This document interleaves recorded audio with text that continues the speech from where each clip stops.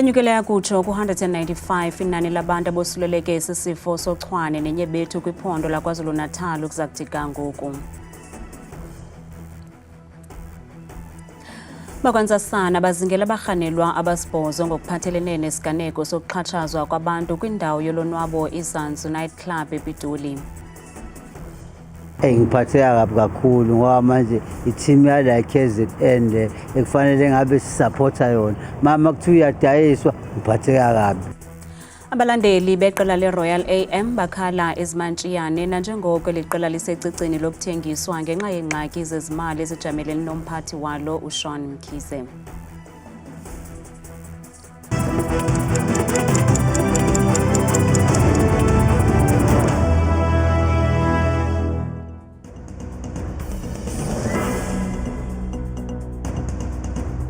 Sinamkele kwindaba zethu andamba indodwa andamba nophumza sikhumba noyitolikyo olwimi lwezandla Botani Mzontsondo. Ojongene nezempilo KwaZulu-Natal unkosikazi Nomagugu Simelane uthi linyukela yakutsho kwi-195 inani labantu abosuleleke esi sifo sochwane nenyebethu kweli phondo. Esi sifo sichaphazela kakhulu abantwana abancinci. Uthi isixeko saseThekwini singenkqenkqeza phambili ngosuleleko ze silandelwe zizithili iKing Cetshwayo neUgi. Nangona kunjalo uthi abantu mabathobe amaxhala. Amaqela ezempilo ayibeke phantsi kweliso elibukhali lemeko. Awongamele ezempilo KwaZulu-Natal Nomagugu Simelane uchaze inani labantu abosuleleke esi sifo sochwane nenyebethu kweli phondo kwaye uninzi lwabo ngabantwana abafunda kumabanga aphantsi. All of these 195 confirmed cases emanate from primary schools and daycare centers. And right here at Lenham Primary School, which is the most affected school in the province, we have at least 89 cases that have been confirmed. This is why we are here today, to see the situation firsthand, to offer our support to the school, to ensure that every possible measure is being taken to contain the spread of the disease.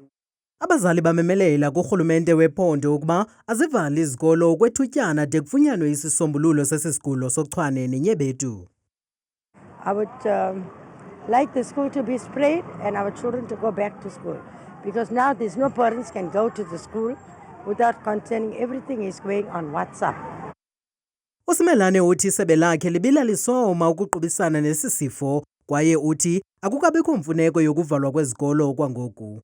You just need to pick up symptoms from learners, and then those learners can be isolated at home. That is why when we had an engagement with the management of the school and the circuit, one of the things we agreed on is that the principals, when they come to school, the first thing that they must do is conduct an assessment on a daily basis.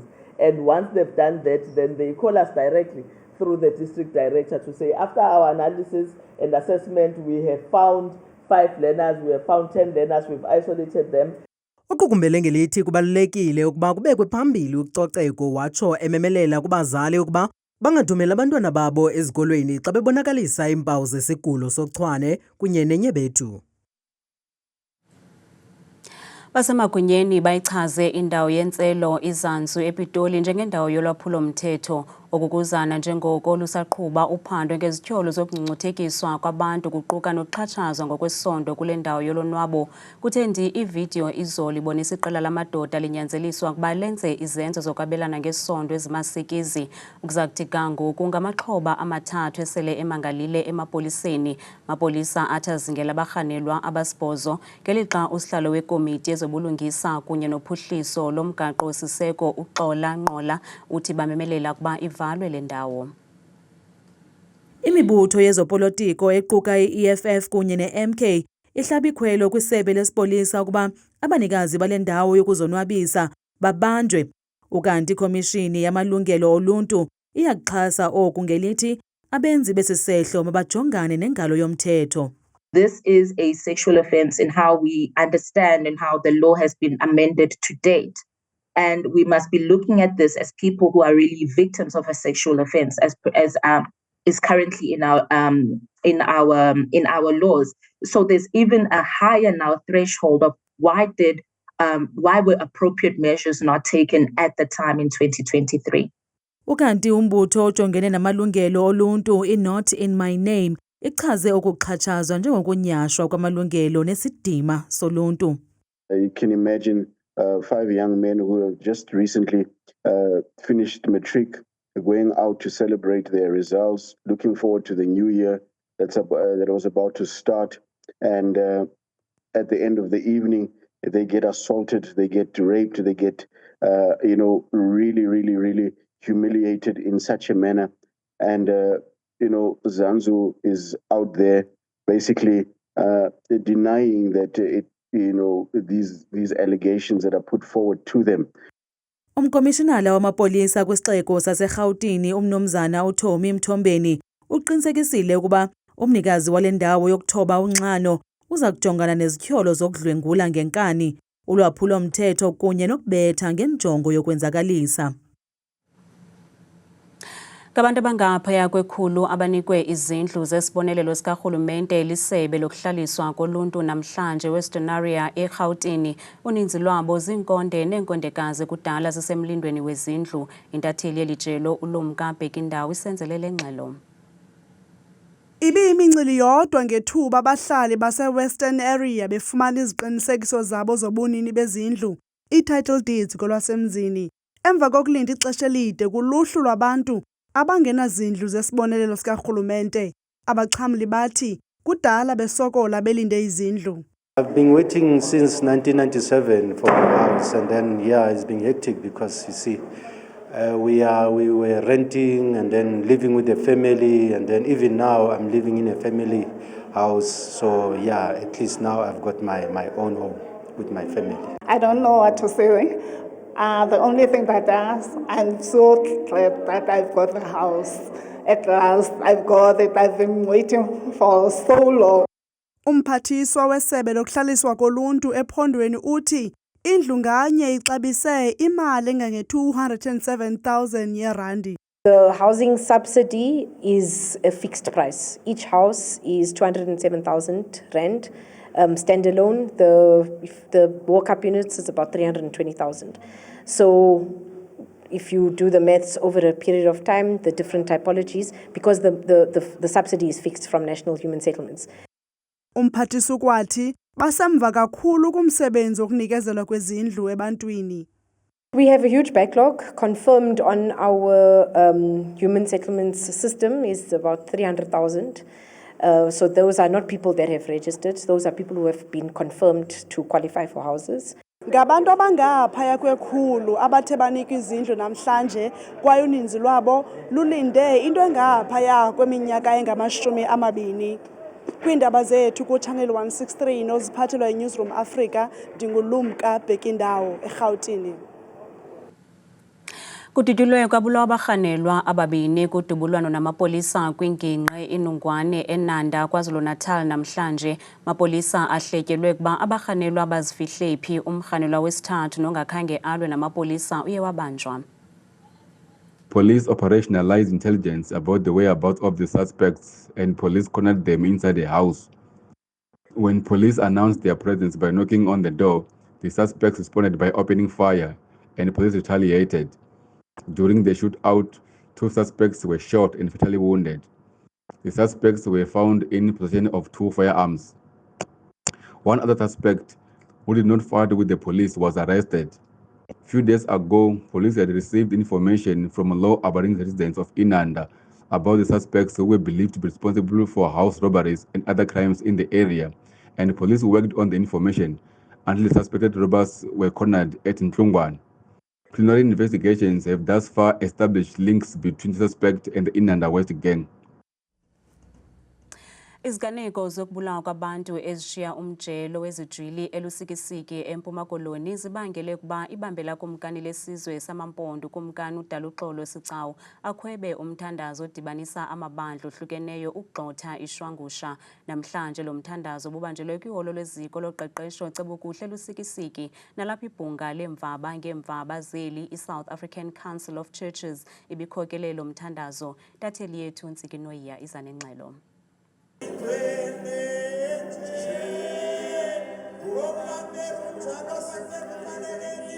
Ibambela kumkani lityhola ngelithi ubunkokheli bemveli obachongwa indlu yobukhosi kaFaku obungade buqatshelwe ngurhulumente wephondo benza ukuba abantu banyevulela umthetho babulalane okwempukane kulo mmandla, wagqiba ekubeni enze okusemandleni akhe elanda ekhondweni lookumkani bamandulo emaMpondweni. Umthandazo usisisombululo. Okwesibini, umthandazo xa ujonga ihistory lapha emaMpondweni, ukumkani ufakwe yena kumkani egqamileyo apha emaMpondweni nguye owalanda abefundisi uba bazowakha icawe nezikolo apha, kuba wayeyibona imeko yalapha emaMpondweni babantu balapha bahlala okwezilwanyana. Le rate yokubulawa kwabantu yayiphezulu ngelo xesha. Ibhunga lemvaba ngemvaba belikho ukuzawucela ungenelelo lalowo wadalayo kule mpalalo-gazi. Umthandazo sixhobo sokulwa noSathane. Umthandazo sixhobo sokulwa nobubi. Uba uzilindile Sigcawu unethemba lokuba umthandazo wanamhlanje uzawuzala amathokazi kubanjwe umntu owadubula inkosikazi yakhe kwaseNgobozana kwiminyaka embalwa egqithileyo. Kwavela efestileni kwabuza uba iphi indoda yakho. Kwaduma umfazi waya phaa efestileni wathi andikho, yofuna umsebenzi. Waphinda kwesibili wathi iphi indoda yakho, wathi ndithe ayikho. Ndathi ke makahambe uvule emnyango umfazi. Xa ijika nje bamdubula. Ukumkani uthi umthandazo kumila kunje uzawusingathwa minyaka le ngoFebruwari kwisizwe sakhe de ibetheleleke ezingqondweni zezikrelemnqa eyokuba ukwaphula umthetho akuhlawuli. Kwiindaba zethu kuChannel 163 oziphathelwa yiNewsroom Africa, ndinguNtsiki Noyiya emaMpondweni. Ngomso kulindeleke ukuba umphathiswa wezezimali kweli umnumzana Enoch Godongwana athi thatha uhlahlo lwabiwo-mali lwakhe lwalonyaka, kwaye iingcali zithi lo kaGodongwana kulindeleke ukuba anyanzelise abahlawuli berhafu kweli bahlawule irhafu eyongezelelweyo. Ngoku siqhagamshelana nentatheli yethu uXolani. Xolani, siyakwamkela. Ingaba yintoni ezilindelweyo kule ntetho yohlahlo lwabiwo lomphathiswa wezezimali ngomso? Ngiyakubingelela Lisa, namhlanje kuningi okulindelekile kusasa ku-Enoch Godongwana ome esabela izimali kusasa, kodwa okubalulekile kukuna konke ukuthi uzowukhulisa kanjani umnotho wakuleli lizwe. Kodwa angihambi ngedwa, ngihamba nonobhala jikelele wamfelandawonye iSAFTU umnumzane uZwelinzima Vavi olapha eSt George's Cathedral. Babu Vavi, siyabonga namhlanje ngokuthi ube nathi. Sicela nje ukuthi sikubuze qala mayelana nedatha nezinombolo zomntuleka kwemisebenzi eziphume namhlanje ukuthi njengombimbi lwabasebenzi umfelandawonye nibona kanjani i-unemployment, ukuntuleka kwemisebenzi lo kade kukhulunywa ngawo namhlanje? Inhlekelo isekhona, ingomo ichitha umzi, sisemanzini. Izibalo eziphume namhlanje zibonisa ngokusobala okwekati esilungwini okokuba sisekwingxaki enkulu njengabantu isikakhulu abamnyama. Ubuyajonga ke thina sijongile into kuthiwa yi-official unemployment. Sijonga elinani labantu abancamileyo abangasavuka ekuseni bayofuna imisebenzi abahlala emakhaya. Izibalo zanamhlanje zithi base-41.9% abantu abangenamisebenzi. Lo and xa ujonga udlulapho ezazibalo zithi kwiiprovinsi zethu ezilithoba isithandathu zinenani ezigqitha ngapha kweepesenti ezimashumi-40 zabantu abangenamisebenzi. Kuse-Western Cape kuphela apho kuyi-24% abantu abangenamisebenzi. Kuse-Gauteng nayo isecicini lokufika ku-40%, ino-39%. Nase-Northern Cape apho noko lingaphantsi kwala 40%. Ubuso bokungabikho kwemisebenzi ngabantu abamnyama, ngabantu abangoomama isikakhulu abamnyama, lulutsha isikakhulu elimnyama, ngabantu abahlala emaphandleni, nabantu abahlala kweza ndawo zazakhiwe ngurhulumente woodlebe ezikhanya ilanga. ekuthiwa zii-bantu stands. Bubuso babantu abangenamisebenzi ke leyo.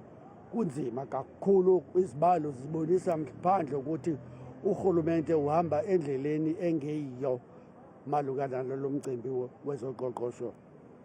Kusasa babuvavi ithuba leli lokushintsha isimo sabantu abaphila abantulayo abangenayo imisebenzi. Yini eniyilindele njengeSAFTU kusasa njengoba kunesabelo sezimali phecelezi i-budget speech?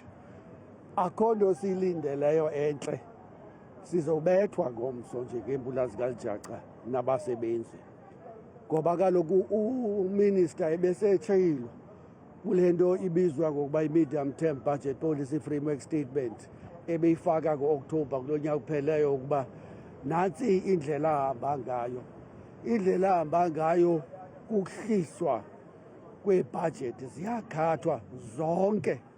Ungaya kwimfundo, kwezempilo, emapoliseni, emajonini, kwi-home affairs, kwi-social services, kukhathwe nale mali kumele uba kuncedwe ngayo oorhulumente basemakhaya. Sijonge ukuba loo nto iqhubekeke ngomso ngoba lo rhulumente setshile uba njeba kukubika yakhe eMzantsi Afrika yena ufuna i-surplus. Udrayivela ukuba makubekho i-surplus ibekwe ecaleni, sisifa indlala.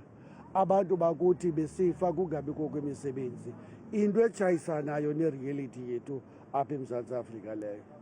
Siyabulela kakhulu ubaba uvavi namanye amaqembu azobe ebhikisha kusasa ebhikisha phambi kwaseParlamente ezoletha izikhalazo zawo. Bahlangeneke namhlanje ukuze babone ukuthi yeziphi izikhalazo ezibalekile abazozibeka phambili uma sebebhikishela eParlamente uma uEnoch Godongwana ethula isabelo zimali saseNingizimu Afrika. Ngibuyele kuwe Lisa. Ngazo zibini lo ke nguXolani Mbanjwa noyintatheli yelitshelo. Abathandi bebhola ekhatywayo kweli balinde ngomonde nanjengoko kulindeleke ukuba iPSL ithabathe isigqibo ngomso ngekamva leqela iRoyal AM kwibetho yePremiership. Eli qela kungenzeka lithengiswe kungekudala kwaye abalandeli balo bakhala izimantshiyane nanjengoko ibililo lodwa iqela elidlala kuPSL elikhoyo eMgungundlovu. Ayinethi iyadyudyuza imvula kwiqela leRoyal AM kwaye eli qela lisecicini lokuthengiswa nokunqunyanyiswa kwiPSL. Kunyaka ophelileyo, inkundla ephakamileyo yaseMgungundlovu yanika iarhente eqokelela irhafu kweli iSARS igunya lokuba ithabathele kuyo ulawulo lweli qela khona ukuze ikwazi ukufumana imali yayo eyityalwa ngumlawuli weli qela uShaun Mkhize. Kutsha nje, le nkundla iyalele ukuba eli qela nelijamelene neengxaki zezimali kumele lithengiswe ukukhawulelana nezi ngxaki lijamelene nazo. Kubuhlungu kakhulu lokhu kuthina abalandeli ngoba silimele bekuyiyona team ekade seyikhona lana eMaritzburg. Ngiphatheka kabi kakhulu ngoba manje i-team yala KZN ekufanele ngabe sisupporta yona. Mama kuthiwa iyadayiswa, ngiphatheka kabi. Ungiphatha kabuhlungu lokho ngoba ngisazi-ke manje ukuthi susupportana. Lo mba weRoyal AM uchaphazeleka nobom nemidlalo yePSL kwaye ngomso kulindeleke ukuba iPSL ithabathe isigqibo ngekamva leli qela. Nansi Mozulu noThabile Makhaphela.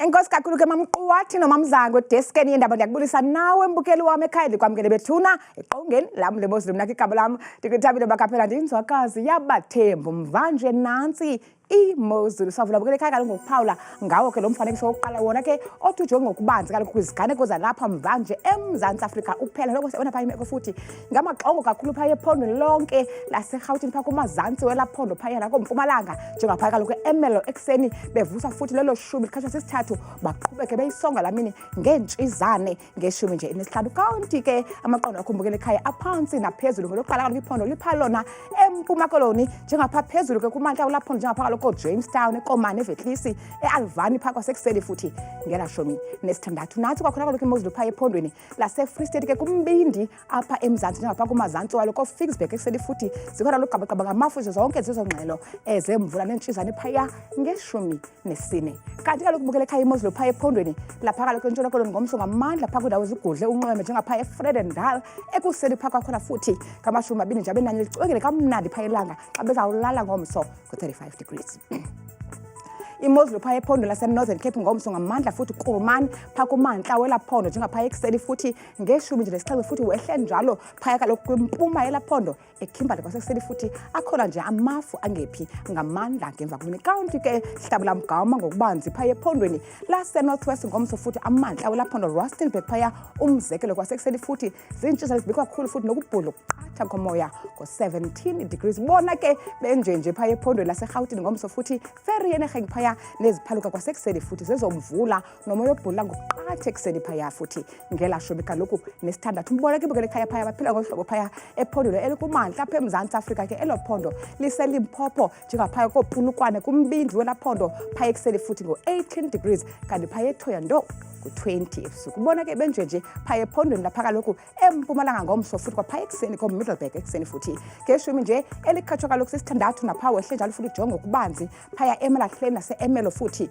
ngeshumi elinesithathu. Mbukele ekhaya xa ndiyivala ndiyisonga imozulu phaya KwaZulu Natal ngomso amazantsi walo eKokstad phaa kwasekuseni futhi zikhona ezomvula nentshizane ngeshumi nesithathu kanti kokugqibela nqa phaya ePietermaritzburg ngo-16 degrees. Mna ndikuthande kangaka xesha elimyoli.